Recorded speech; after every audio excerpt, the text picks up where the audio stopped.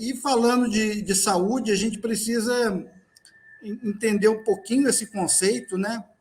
Que é muito antigo, né? Assim, na época clássica, né? Dos gregos, romanos, tinha aquela célebre expressão, né? Mente sã em corpore sano. Isso. Mente sã num corpo são. Isso era como, na época clássica, na antiguidade, os gregos e romanos definiam a coisa mais importante para eles, né? E a própria palavra saúde, salute em latim, quer dizer salvação. Salvação do quê? Do corpo, para não morrer, né? Manutenção da saúde, e salvação da alma também, porque é esse aspecto metafísico, né? Da nossa existência, dos pensamentos e tal. Então, saúde é salvação, é cura, é harmonia. Tem essa ideia aí de acertar o alvo, né? E de viver em equilíbrio.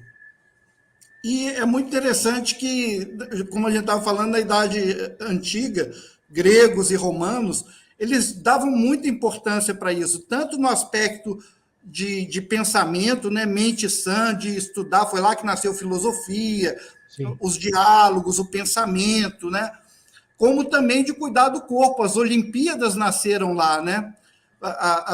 Então, os exercícios, tinham as termas, os banhos públicos, era um Isso. povo muito asseado, né?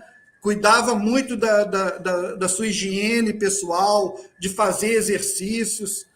Diz até que o Hipócrates, o pai da medicina, lá na Grécia, no século XV, ele morava num de Atenas chamado Alopec, que dava igual Soledade e São Lourenço, uma hora de caminhada até o centro do mercado lá.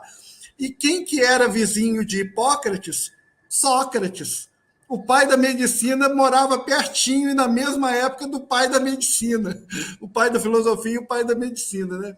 Sim. E diz que Hipócrates um dia, indo para Atenas, passou na casa do Sócrates e viu ele fazendo uma série de exercícios, um tipo de tai chi, uns movimentos e tal, e o Hipócrates ficou impressionado com aquilo, né? Então, Sócrates, mesmo como filósofo, ele não descuidava do seu corpo físico. Aliás, quando teve a guerra lá do Peloponeso, o Sócrates foi à luta, carregava um escudo feito com couro de 10 vacas. Boa. E salvou a vida do príncipe Alcebiades lá, quando a espada do inimigo lá estava prestes a cortar a cabeça dele. É Sócrates que entrou na frente e salvou a vida dele. Então, quer dizer, tanto o aspecto mental como o aspecto material tem que andar juntos, né?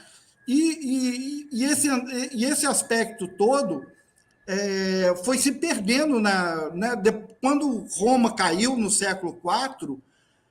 O mundo entrou numa época da Idade Negra, da Idade Média. Todos aqueles conhecimentos clássicos foram se perdendo, né? Então, chegou num ponto que nem os nobres tomavam banho, porque o corpo foi demonizado pela igreja, né? Então, tudo que era do corpo e tudo que era da mente, que fugia ao escopo ali da ditadura espiritual ali da igreja naquela época, era proibido.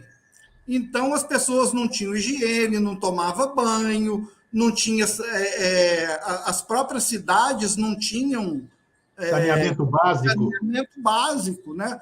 Você vê lá em Versalhes aquele palácio maravilhoso, mas não tinha banheiro. O pessoal jogava pela janela. Incrível. Então, muita epidemia nessa época também, né? Peste negra, peste bubônica, tudo quanto há. Então, só no final do século XIX que isso foi com o Louis Pasteur, né? Que foi descobrindo os micro-organismos que causavam doença. Tinha até um médico Dr. Summers, diretor clínico do Hospital de Viena, que era isso agora em 1850, pouco tempo atrás.